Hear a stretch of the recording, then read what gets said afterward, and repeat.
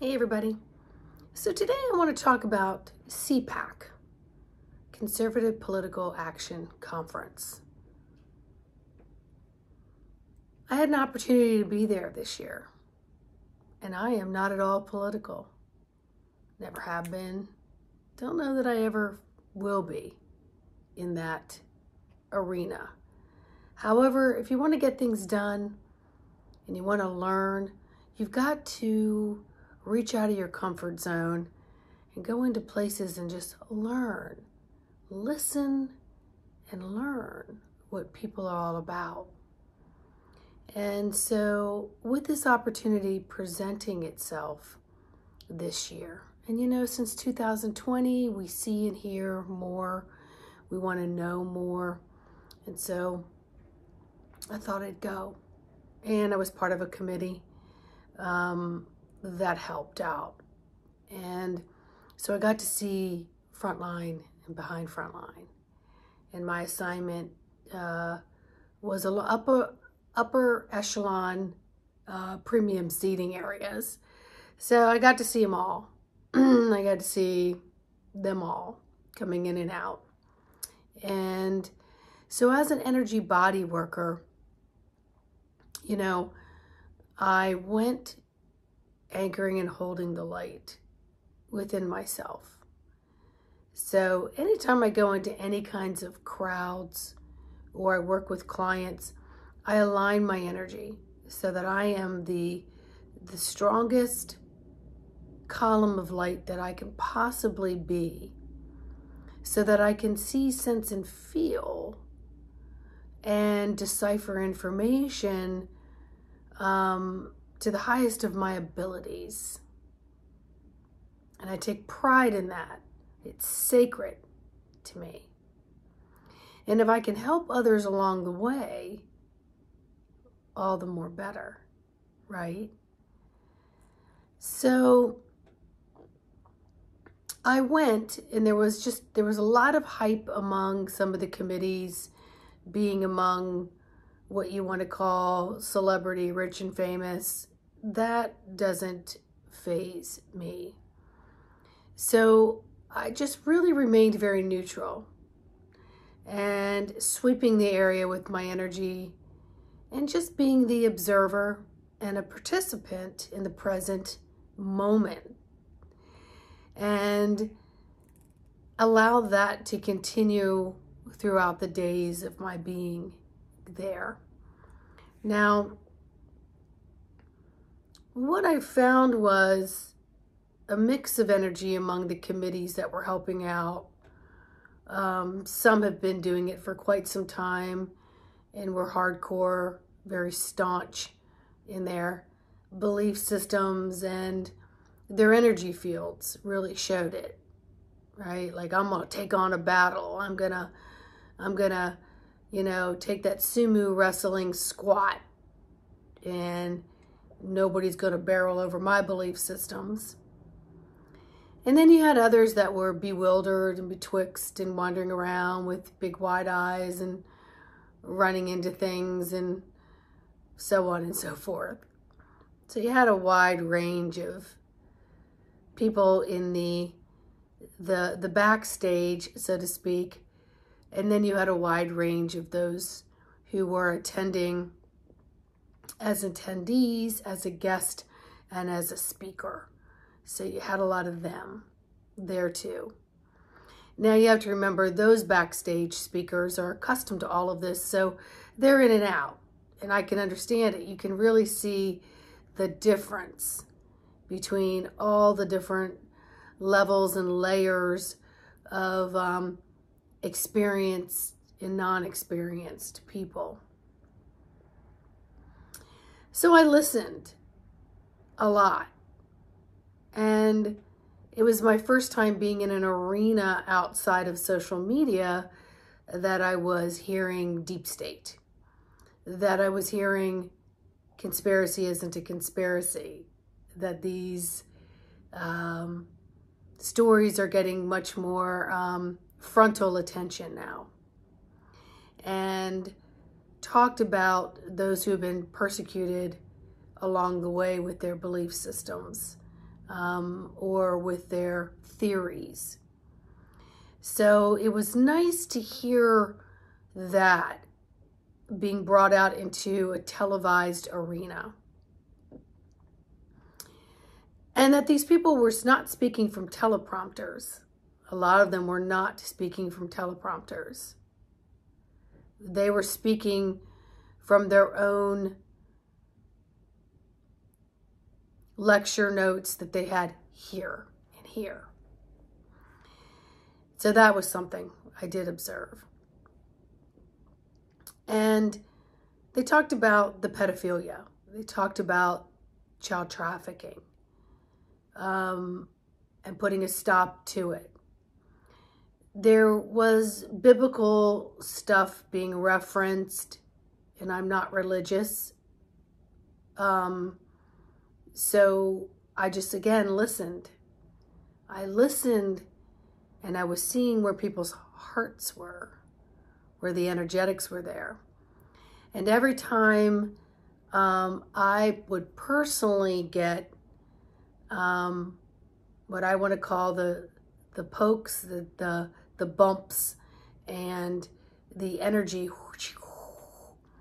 So in those moments, those are messages to me to simply ground myself and anchor deeper into the core of Mother Earth, and to clean away any fear, judgment, opinions, perceptions that I might be filtering in that moment, so that I can clear my column of light and come from a different place of filtering the information that's around me.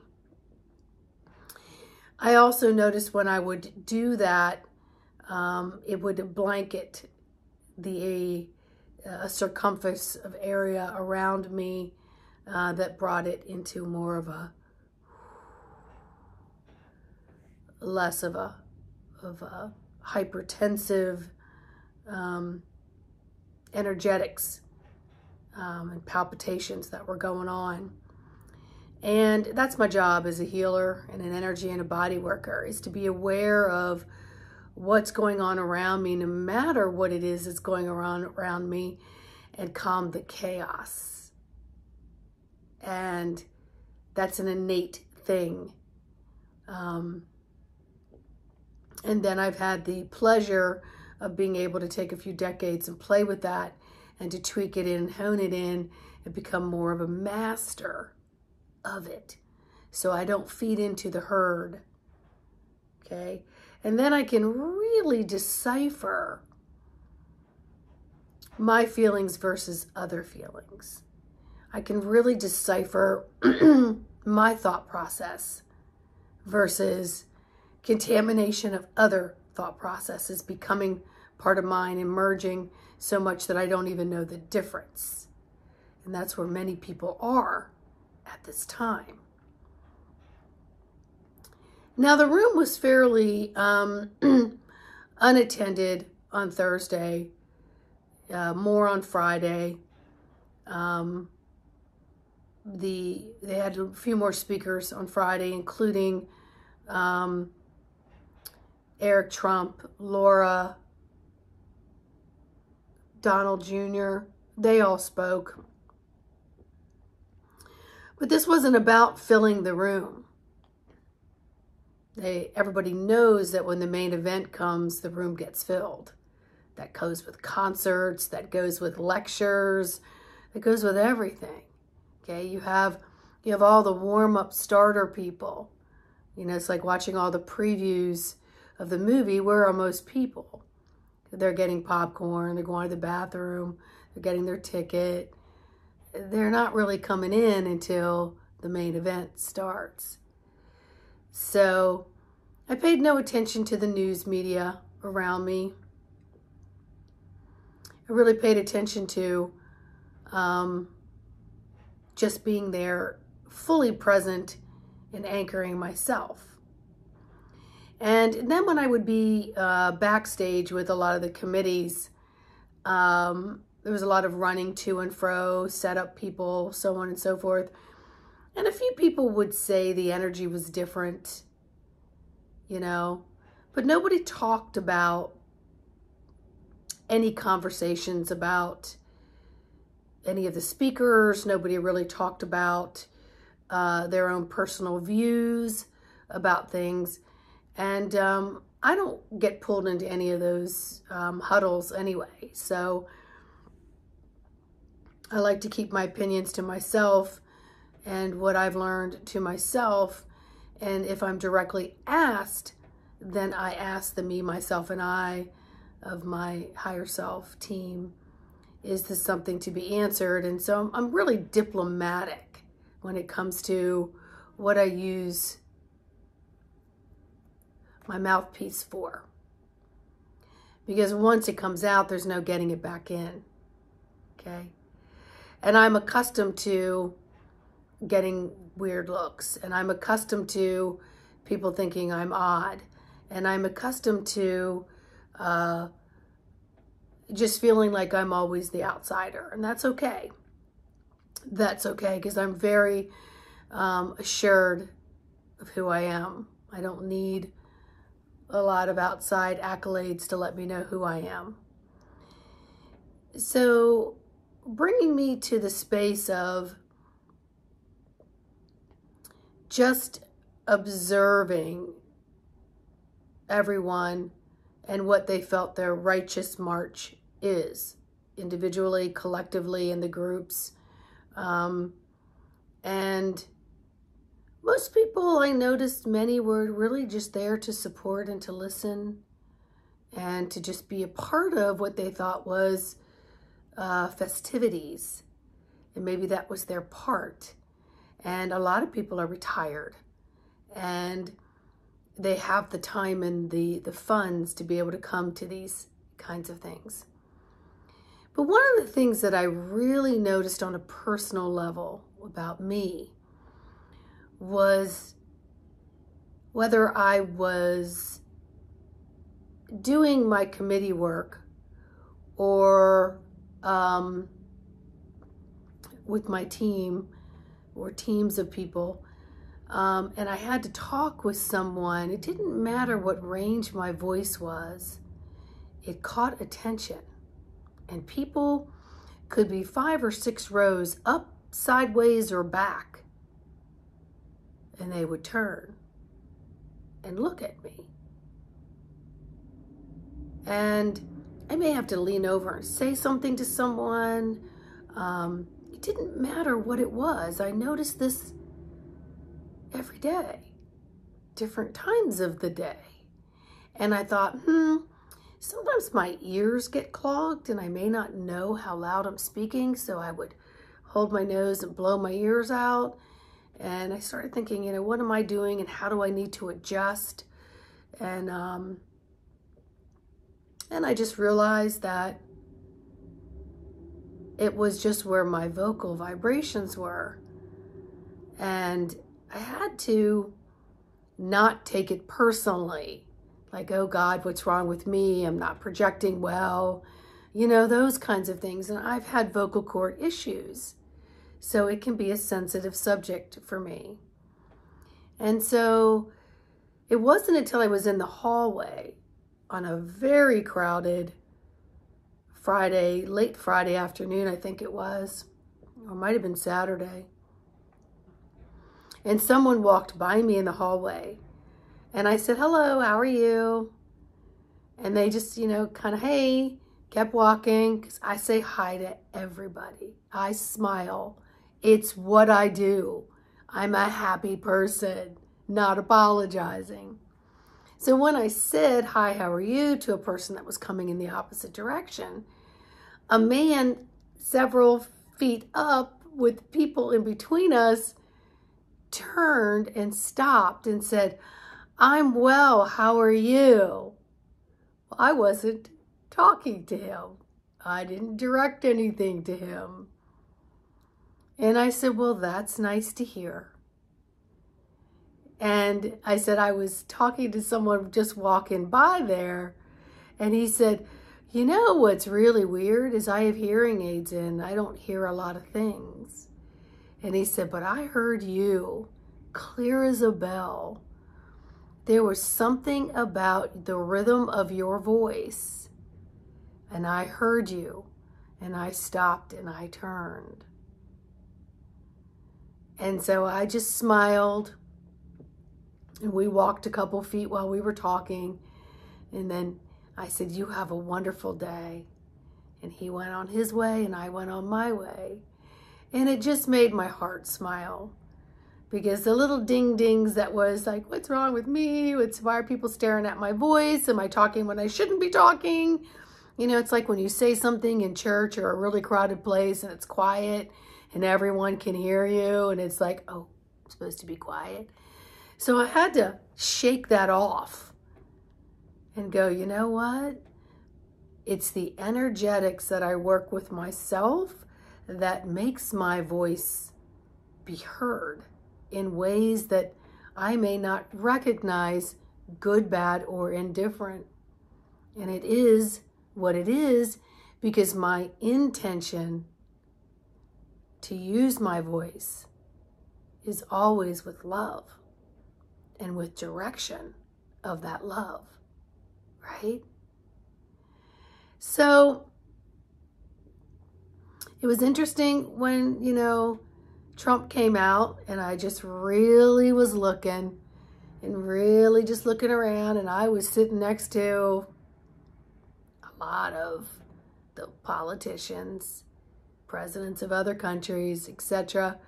I was right there, and just in that flow.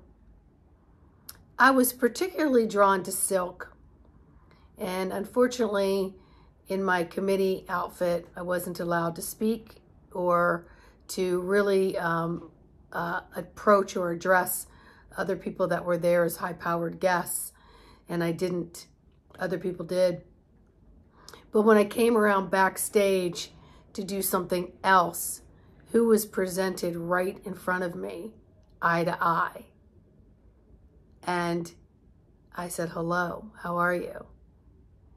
And I said, "You know, I didn't want to take a picture with anybody, but when I saw you, I did, but I had to wait." She said, "Would you like one now?"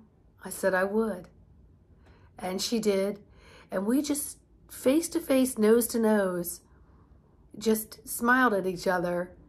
And she said, "Please pray for me."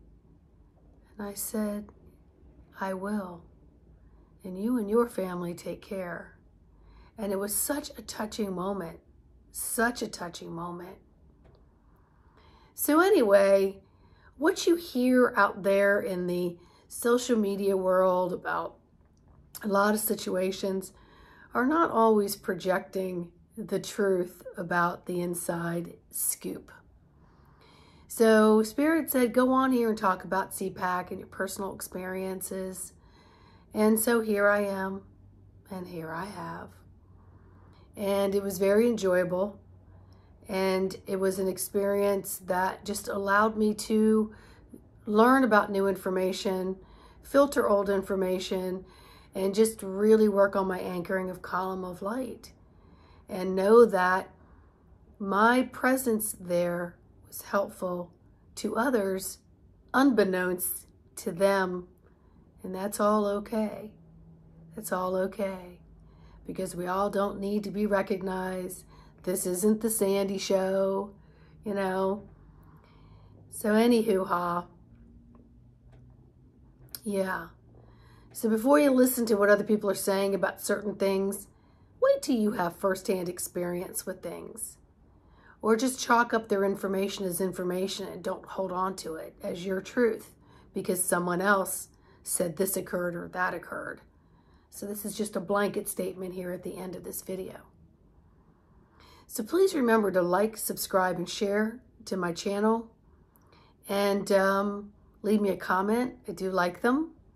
If anything else comes up about what went on at CPAC, I'll be sure to share. And in the meantime, anchor your column of light. Anchor it good.